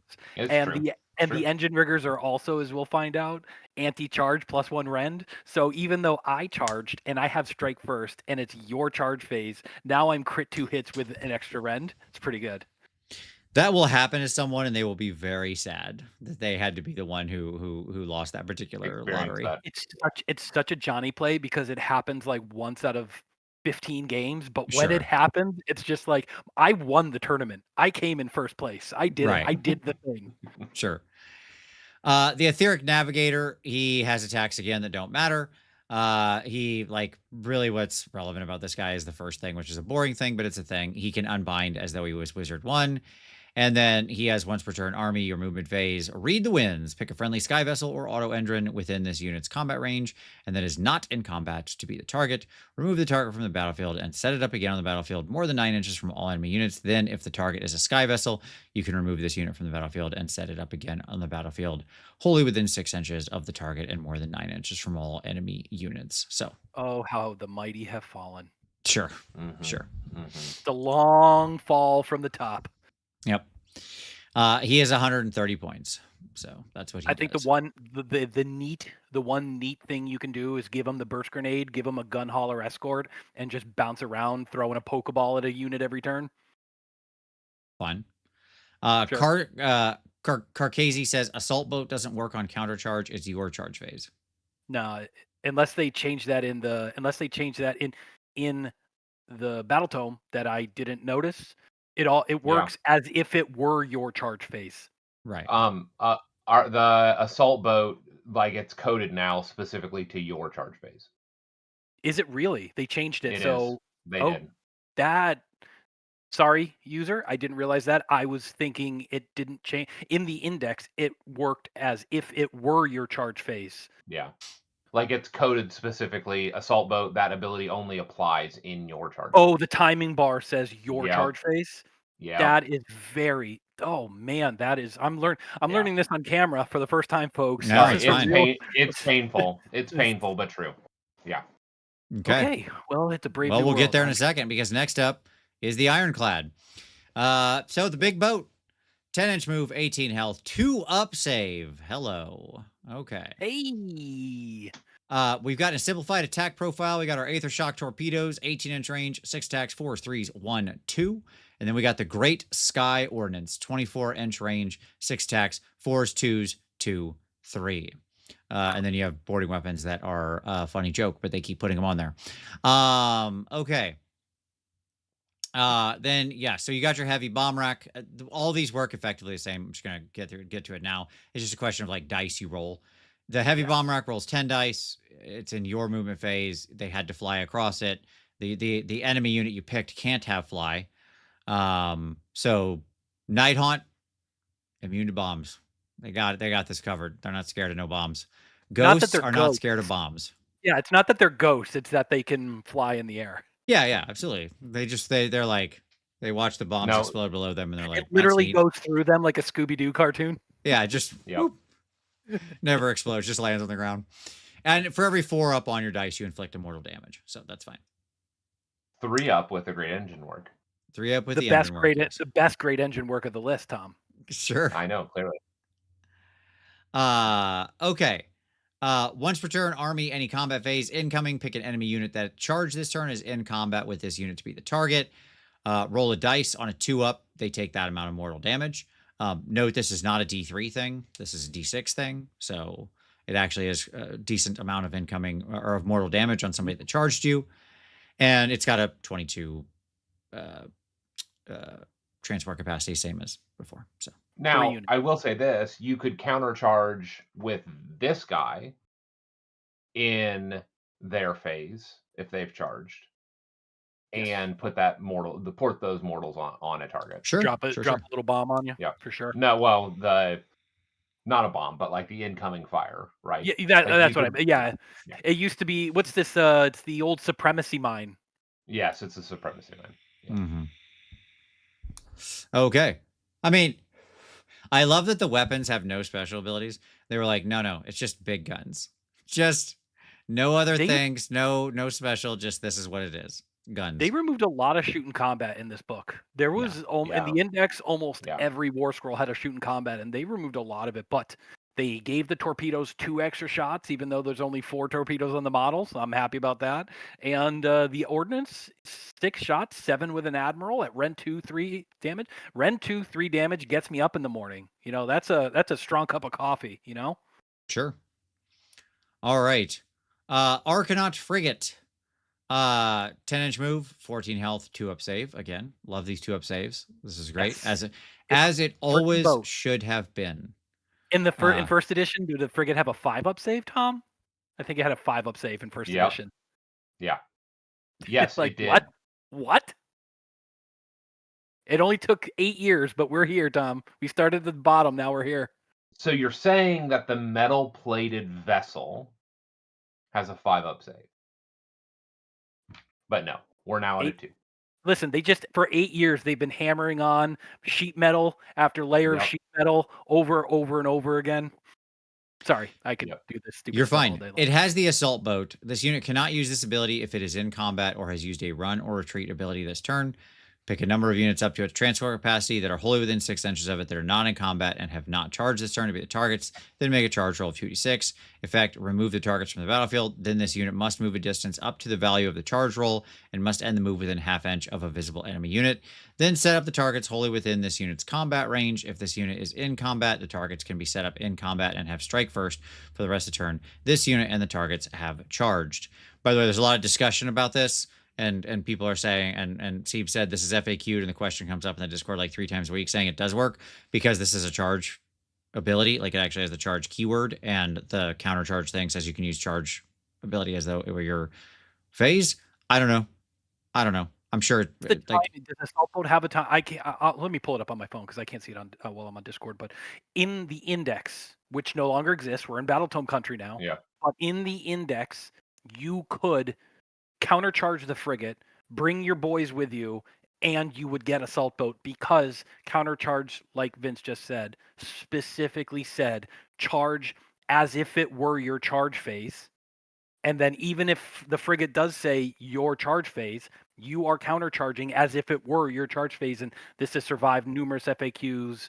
Numerous TOs have ruled all over the country that this is a thing. I'm pretty sure that's rules as intended and it's rules as written.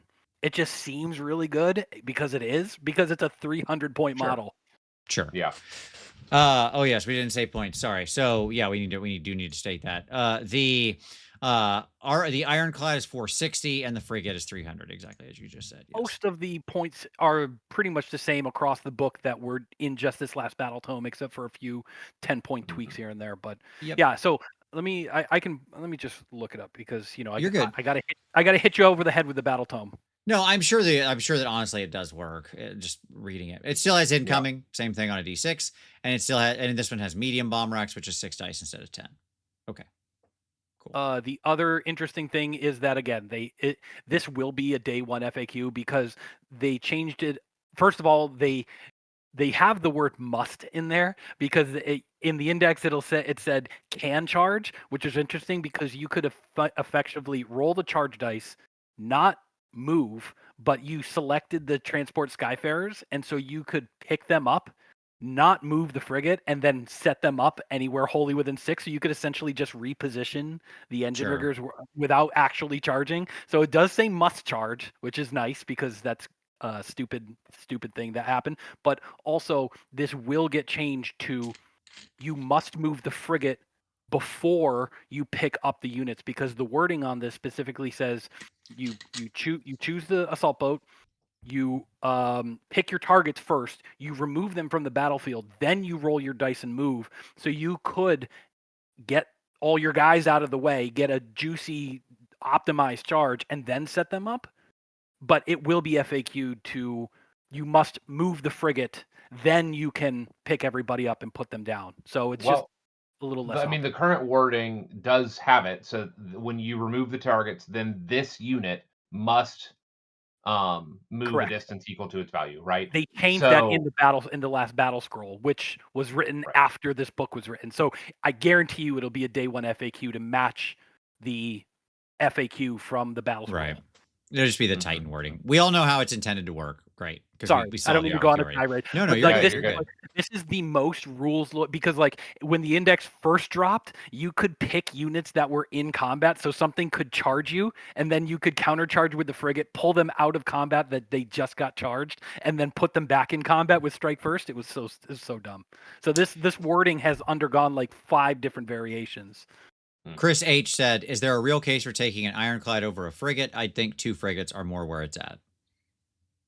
You absolutely can take an ironclad can carry 22 units Yeah, or 22 models. 22 models, 3 units. Yeah, a big block of Arconaut company with a lot of defensive buffs. Like Arconaut company are good. Arconaut company. Yeah, you'd almost have to have an Endrin Master though for the retreat and shoot, since you don't have shoot in combat anymore, and you can't take a quarter of your army and have it out of like out of commission. Do nothing. Because, Yeah. Right. And like the you fact have that to you have, yeah. Go ahead, Tom. Sorry. Yeah, you have to have retreat and shoot. Like that's the only way that works. If you do take the ironclad, which I love that because it's flavorful. Because you have this big boat, of course you're going to have an engineer dork like on to fix the engines and man the ship and order his little engineer buddies around to like go rivet some sheet metal on that hole in the hull. Like I love the flavor town of that. But like on a game note, have to have an engine master if you take an ironclad. There you go. All right, next up, we mentioned them. It's Arco. Here they are. Yes. Okay, so Arco, it's what they were: 4-inch move, 4 save, 1 health. Okay, they're stunty. They got their little pistols. They got their heavy weapon, which 2 models can take. Their shooting attacks are all fine. They are what they are. For a basic infantry unit. You can still give 1 guy in the unit a sky pike if you want. It replaces all their weapons. So that's fine. But importantly, once per turn, army, any combat phase, Grizzled Buccaneers. Grizzled Buccaneers. Yes. Pick an enemy unit that charged this turn and is in combat with this unit to be the target. Roll a die. On a 3-up, this unit can immediately use a shoot ability as if it were your shooting phase, but all of its attacks must target the enemy unit. For the rest of the phase, this unit's privateer heavy weapons have shoot in combat. Solid. So good. Overwatch on a 3-up. Yep. Love it. Great ability. There's a little bit of a question whether you can still use a fight ability because technically that's 2 core abilities in the same phase, shoot and fight. Although there's the debate online that has been raging in the message boards is that units that have a fight twice but fight last also use 2 core abilities. Sure. So, so there's a little bit of cleanup there. I think it's intended for them to still be able to fight. And if you can, this unit essentially has 10 Arcos, essentially has 40 attacks. No rend, but... I'll be honest, I read it the other way around, but I still thought it was way better. Like, that is to say, you're trading out your... I assumed you were trading out your melee attacks for the shooting attacks. Interesting.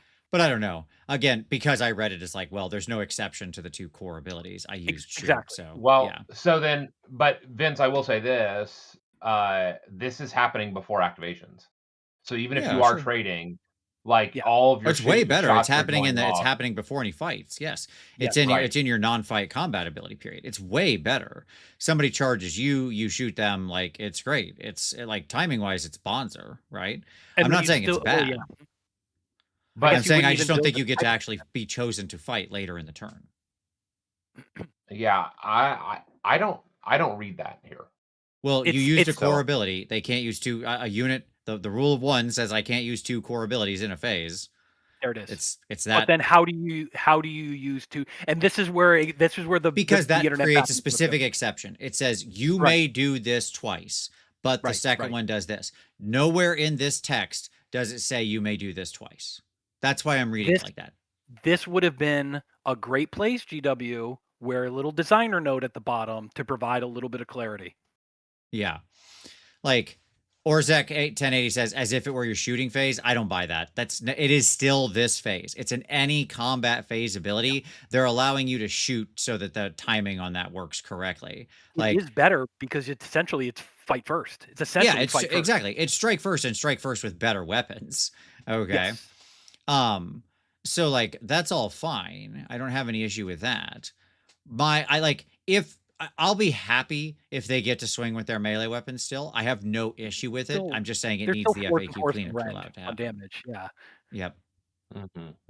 I would have really liked the chemist with this unit if his +1 to rend buff lasted until they got charged. Now we're Right. cooking, right? And all of Sure. a sudden now you take the sub faction and they're -1 to rend if they haven't moved or been set up. So now I get to shoot you. And then maybe you don't even make the charge because the chemist has got makes a bamboozling flak roll. Sure. You Yeah, know, I'd and rather so, stop the charge completely than get charged and shoot. But sure, but then it's nice to have if both. you get past that hurdle, then Yeah. I get to shoot you. Yeah. And I'm +1 rend and you're -1 rend. Like now we got a little bit of steam here, right? Like, Yeah, no, but I think Arco are very good in this book. I they really do. still are without that. Like again, even without the ability to swing with their normal weapons, I think Arco are quite good. Let me just Yes. state that, right? Pack of 20 it has 40 shots. Yeah. That 41. shoots you both 41. That shoots well, and that's the thing. If you can't fight and also use the Grizzled Buccaneers, there's very much less of an incentive to include the Sky Pike in the weapons. I'd rather just get the extra 2 pistol shots, I guess, because Sure. you can't use it anyway. Well, you don't know, but you're only getting your shots on a 3-up, right? So the idea I is, know. are you willing to give up 2 pistol shots in order to have 2 good melee shots if your 3-up fails? Yeah, especially if you charge and get +1 damage. Yeah. Again, Gareth, like that, the Palador ability specifically creates the exception. It says they get to do this. This doesn't mention their fight ability anywhere. Yeah. Yes. Don't the they get to Paladors charge and then shoot. Correct. Because and it specifically creates the exception. It says if they've charged and used this ability, then they can use this ability. It's specifically creating the rules exception. I don't care. Like, give them the fight. It's fine with me. I'm just saying it doesn't work right now. So if it should, just fix it with a simple FAQ. Like it's not. Time him out for 5 minutes, please. Like I'm not against it. I want to be super clear. I would love them. I think they're good either way. I would love it if they also have the fight ability. I think that would be even better. I think they should, frankly. But like just fix it with the FAQ. That's all I'm asking. Just make the rules clear.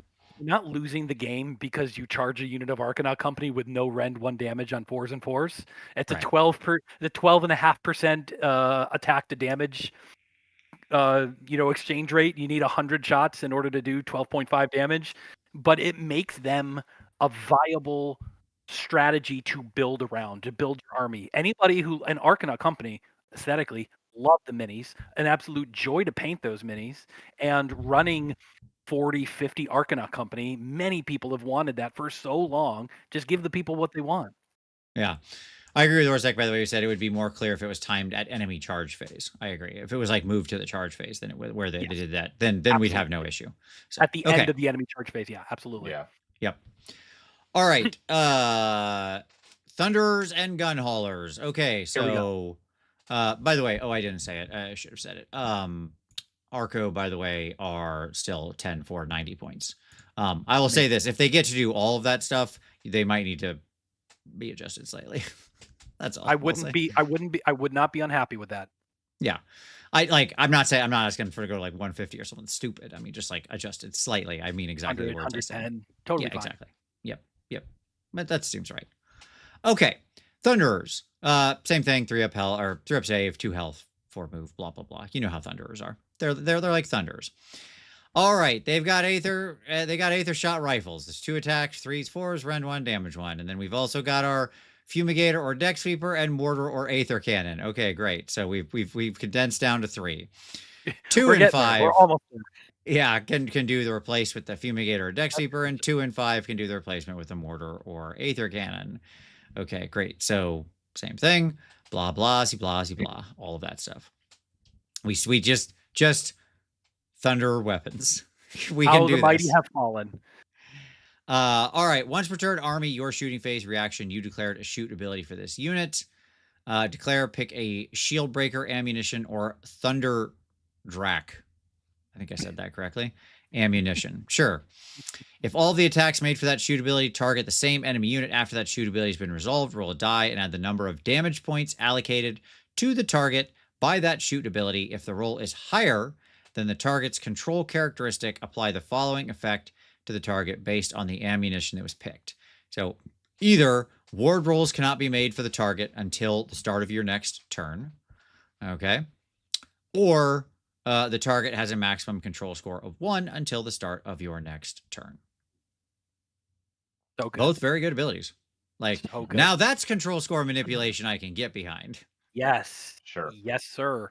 Now you've taken 5 Thunderers with a gunhauler that can move 5, not the soggy gunhauler that can't transport, but the regular gunhauler can transport 5. So now you Right. take a gunhauler with 5 Thunderers, move it onto a point with 10 dorks sitting on it that have OC1. You don't even need to do any damage to them. You could do Right. 0 damage to them, and on a 2-up, they count as 1. And now your gunhauler sitting on that point with the Thunderers behind it steals that point. Exactly. It turns them into beasts. Yeah. Like, that's what's so happening. good. You're shooting the unit and turning them into beasts, which is very Which strong. I think is the more interesting ability, which compared to the fact that you just shut off wards for Mhm. a juicy unit. Oh, hey, Archeon.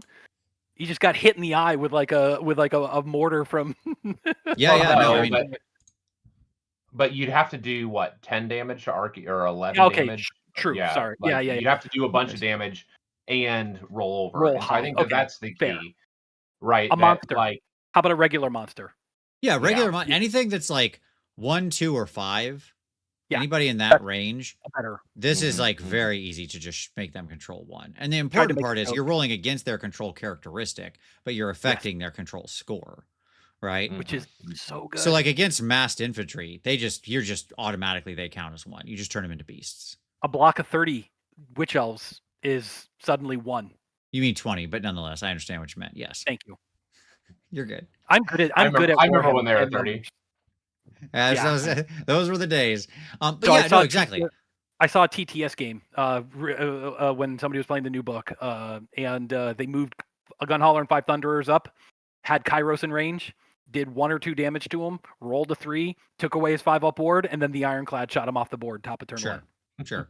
I mean, that's fantastic. I love that. Yeah. But yeah, like 40 clan rats, 40 of any of the goblin spam units that are super cheap, all just they're instantly beasts and counting as 1, and you just take it with like, unless they literally have the objective completely ringed, Right. like no Right. space, you have it. No damage to a monster, roll a 5, a 33% chance, and they count as 1. Yep. So And again, we're not even if this whole conversation so far has been about the control score, not just removing a ward for a turn. yeah, For the so whole both turn. are good. Not even the shooting phase. Like, So Thunderers have play. That's what it comes down to. they're a marker light unit, right? They're a yes. marker light They unit. are. You would probably take 1 unit, Yeah. right? Because the challenge that you're going to run into is Once per turn army. You have to once per turn army. Yes. And almost never take a unit of 10. It's not worth the extra points. I'd rather Agreed. just rather have the little slot machine, No, I agree. crank I of think the they lever, worked perfect with the gunhauler, which is nice. Yeah. Like that's which is what they're supposed to be intended for. They're both grunt stock units. Yep. The gunhauler itself, as you said, it has like a perfectly fine shooting attack. It's whatever. 15-inch range, 3 attacks, 4 3s, 2 3. And the nice part about it is that it can use its little transport Skyfarers even when the unit is in combat, which is cool. It has little light bomb racks that are 4 dice, and it's got its Aether Shot Overwatch, which is like at first. So this is incoming. Okay. Yep. But importantly, it has a different name. So, which does matter, right? Because it means you can use the incoming ability because they're all once per turn. Yeah. So, like, you can use it on your you can use the incoming on your frigate or your ironclad, and still use the Aether Shot Overwatch on your thing. I should state this one is the D3 instead of both the frigate and the ironclad are D6s, so it is less damage. Yeah. But that's fine. Aw. Still 2 up. Everybody hit like for the dog. It's that guy. Yeah, here you go. I don't know if it's a boy or a girl, but they're adorable. This is Pig. It's a boy. He's adorable. Okay. So we got to. It is worth noting they are also 2-up save. Yes, also a 2-up save. 100%. Thank you. Yeah. So great. It's a machine. It's like, I don't know why we're having this discussion. It's a tank. 2-up save for 130 points. Like, if only Barack Urbaz hadn't got blown out of the sky, they would be. This is their time to shine. Yeah. But okay. At any rate, yes, like tanks should generally be a 2-up save in this game. I don't care if they're flying tanks; they're tanks. Okay, like just that's how things should be. Sky Wardens and Endrin Riggers. Okay, so Sky Wardens have all of these different weapons. The important part is their Vulcanizer pistol is the main one, and then like 1 in 3 models can get the volley gun, and 1 in 3 models can get the Don't build. But yes, don't build the Correct. heavy weapons.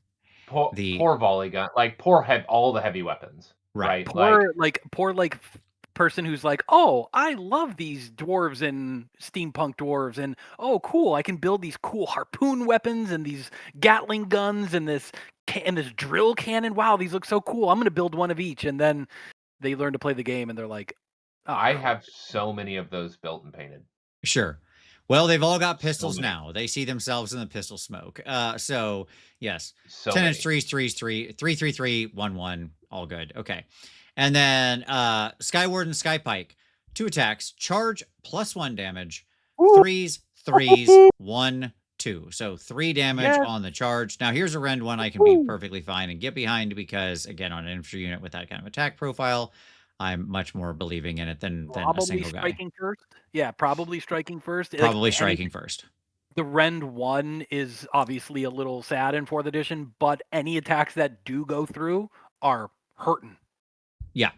No, I mean, when I get to an infantry unit that's, even though there's like 6 of these guys, they come in, they're probably strike first because they probably came off of a frigate that assault boated in, and you're talking about 13 attacks coming in on 3s, 1, 3. Like, that's quite good.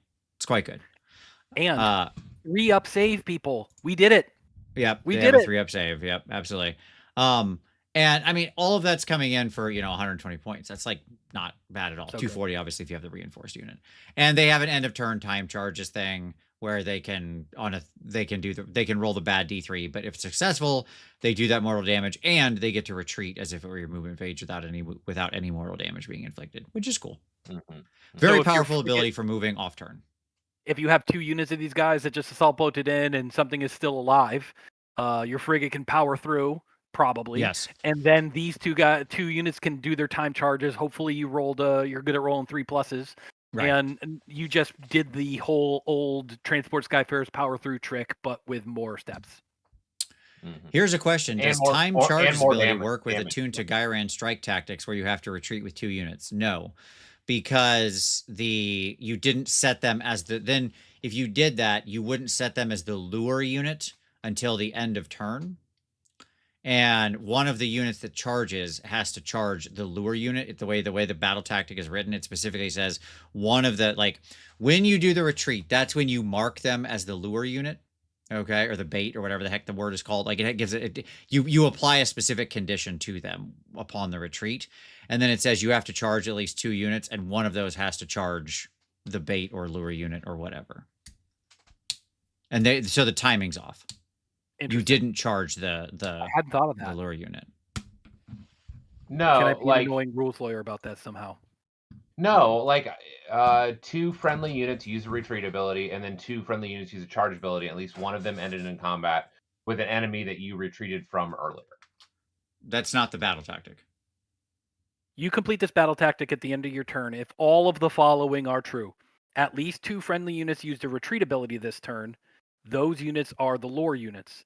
At least 2. Oh, no. Vince is right, because you would have had to retreat to make them the lore and then charge with something else. At least 2 other friendly units.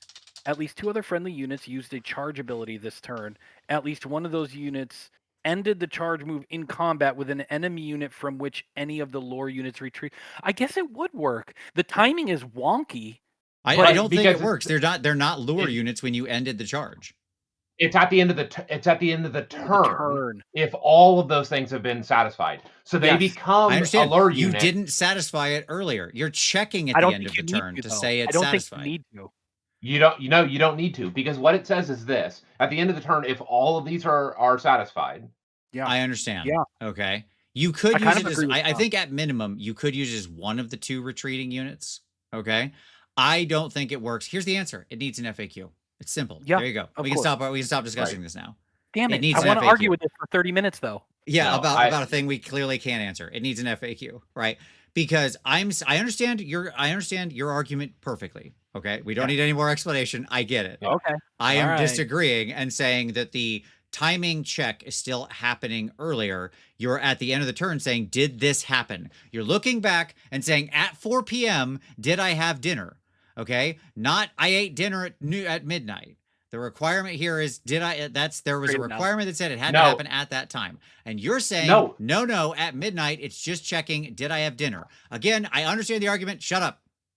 We're done. I want to express how clever I am. Yeah. We It want a works. rules lawyer. It works. Write an FAQ. If they decide it works and they clearly state so in an FAQ, great, I'm on board. You've created an exception for it. If it doesn't, then I understand that too. Anyway. Neat. Next. I mean, I literally brought this up, by the way, in the tactics show with my Cruel Boys, and you didn't have an issue with it, and it was the exact same thing. Well, I didn't catch it there, but I would have argued that too. At any rate, Endrin Riggers. Here we go. Because we got to go. I only have a few more minutes left. Like, really, we're already late.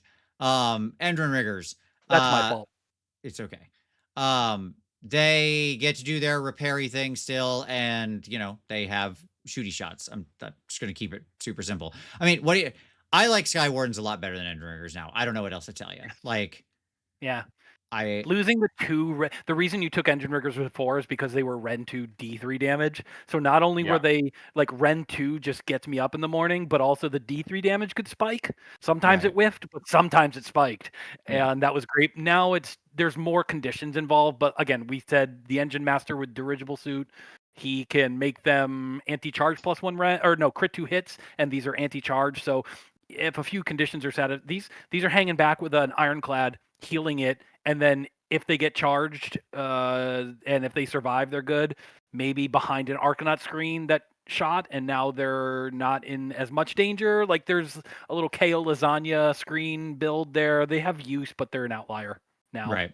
Yeah, I agree. I have like literally 36 of them, all with saws, or 24 of them with saws and pistols. So I'm a little sad, but I'm now mustering my Sky Wardens. Yep. The Sky Wardens, I think, are just the better pick now.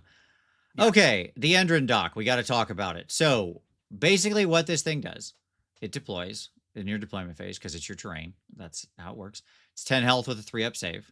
And when you set this thing up, you also get to set up a friendly Nullifier Auto Endrin, Stun Cloud Auto Endrin, and Grudge Blast Auto Endrin. So they have to be wholly within 6 inches of this terrain feature and more than 9 inches from enemy units. Okay?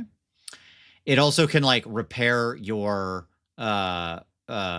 sky vessels, and you get bonuses if some of the Endrin Master people are around.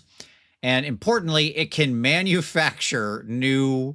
Yes, it's an actual factory. It can manufacture new little guys. It's little boys. You it's make a Endrin manufacturing roll. Yes, that's right. And again, you get a bonus if the Endrin Master people are around. Okay, so it's a thing. It can heal boats, and it makes new little guys. It can't. What's that?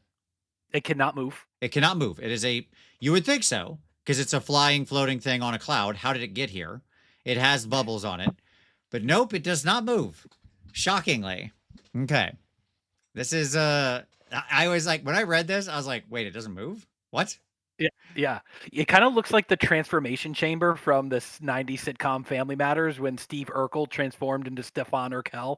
It's got the little whizzy things on the side. And Sure. Yeah. I was going to say like the Fly, but yes, I accept that too. But these are the little guys, your little auto Endrins. So you get 3 of them. They all have 5 health, 4-up saves, and they do move. They have a 12-inch move. Okay. And they fly. So good. And they fly. Yep. Okay. So the following things apply to this unit. Oh God, here we go.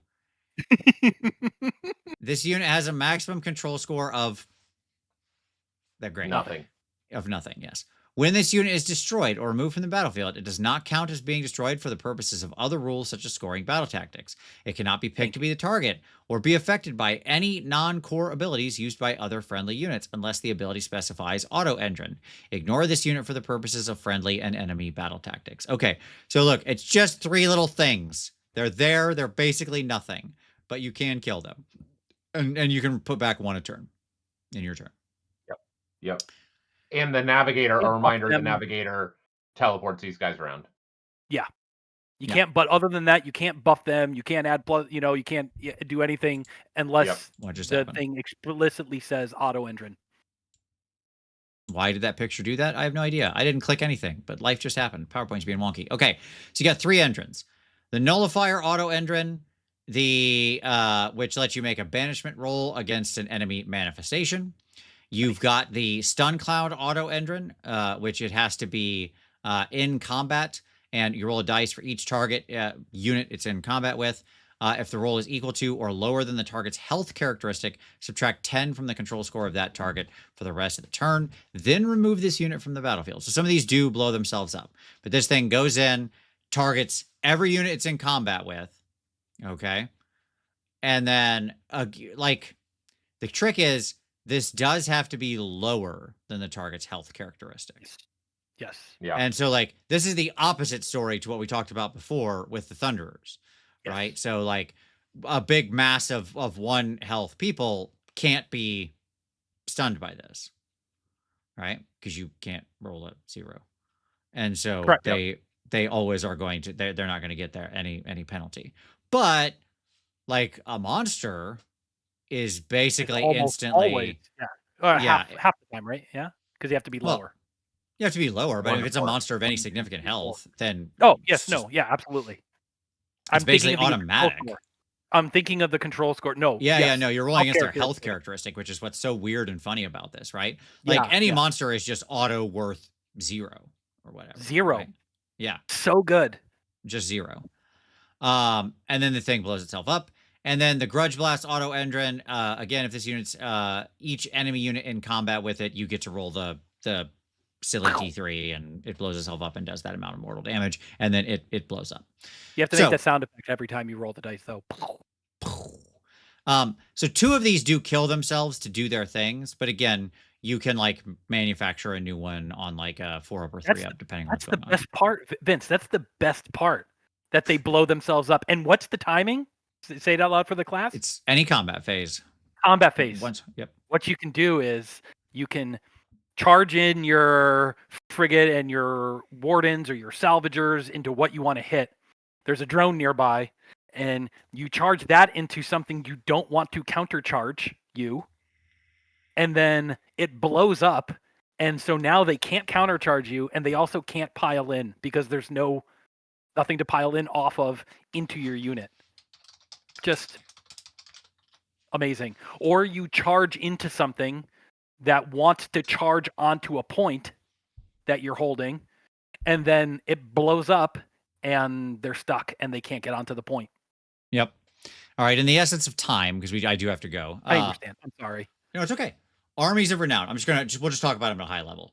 Do you like either of the Armies of Renown, Matt? I'm just opine for 2 minutes, Matt, on the Armies of Renown and whether you think they're Thank you. any I good. appreciate that. 2 minutes, that's going to be hard for me, but I was not given the gift of brevity when the creator was handing out things. The universe. So yes, love the Armies. I love the Brock AOR the Magnets crew.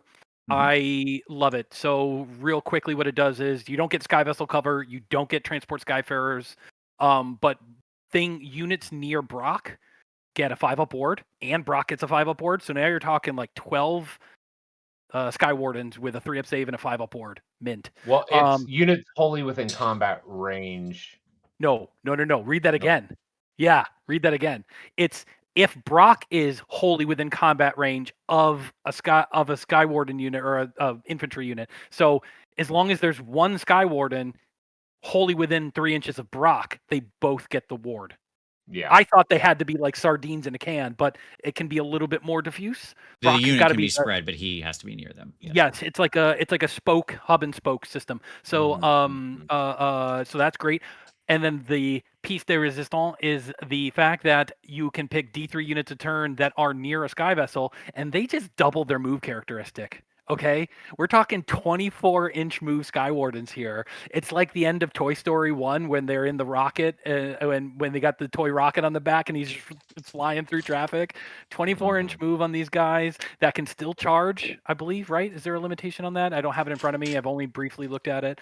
There's a couple other neat tricks in there. The traits are not that great. You lose the bamboozler, you lose the burst grenade, you lose the 2 artifact sub-faction, you don't get the terrain piece and the auto engines. You get a bunch of other stuff, some cheeky D3 mortals here, but if you want to play Brock and Skywardens with a 5-up board and 24-inch move, it's not a auto dismiss, and it's not the corn AOR. Where it's just like, why are you not It's just a taking fun that? option. Yeah. Exactly. What about the other one? It's a fun option that's competitive. I don't really think the Pioneer Outpost is all that competitive. Super fun, interesting, flavorful. Competitively speaking, didn't pique my interest. Okay. All right, folks. Well, there you go. That's KO. All in all, honestly, like, I'm excited to play against this book for the first time in a long time because I don't have to deal with that silly redeploy shenanigan. I like fighting this book because it presents an interesting challenge to you as an army. They have a lot of shooting power. They do have tricks. I like that they have tricks. They should have tricks. So like on the whole, I like the different combos here. There's a lot, like, it feels like you want a lot of different little centers of power with this. Like, you know, we talked about like a Thunderer with a Gunhauler, and you've got these 6-pack of your Sky Wardens or whatever, maybe working. By the way, I think they work really well with the other, the Von Grimm dudes, who want to, like, I think they're really great. I think the Sky Wardens combined with those dudes are really great bunker busters of like going in and clearing people off objectives. I like the new Von Grimm guys a lot. Yeah, the fact that there's 5 in a unit and you have packs of 3 and a hero, you can play with different combinations of numbers with the it's no longer just blocks of 3, multiples of 3, and yeah. Right. So I just think there's a lot of interesting combinations. I think it's actually really fun to list build with. It wants a lot of like little power pairs are really interesting. I think there's enough heroes that have enough juice doing enough things like retreating and charging and stuff like that you'll be able to get your shots resolved. I think you can. I think that I legitimately think the 2 new melee units that they introduced, or whatever you want to call them, the Von Grimm units, the 2 new guys, are like some of the more interesting units we've had introduced to an army in a long time, and they filled a very necessary role. I mentioned this like back at the beginning with the summary. I just think it's like do they feel like they were needed, and I'm like really happy to see that. And the points are just right where they should be. Yes. Right. They're doing something different. Exactly. Amazingly, somehow they're doing something different. Yeah. So like I consider this book very much a win. So hey everybody. Thank you so much for watching. Don't forget to hit like and subscribe on your way out. Don't forget to support the channel. Thank you to everybody who super chatted. Thank you to everybody who was chatting and as we were arguing over KO rules, with always the case. It wouldn't be KO if you weren't arguing over the rules. I got a 20-minute tirade coming up, Vince. Can you agree? I'm just kidding. And thank you, Matt. Appreciate you being here. Don't forget to support the channel down below. Click all the links. Don't forget, new episode of Fireball, the Gazebo, and Snarlcast are both out this week. Check them both out. John and I's RPG podcast. This week we're talking about... Tom, did you see the topic for this week? I did. It's very close to your heart.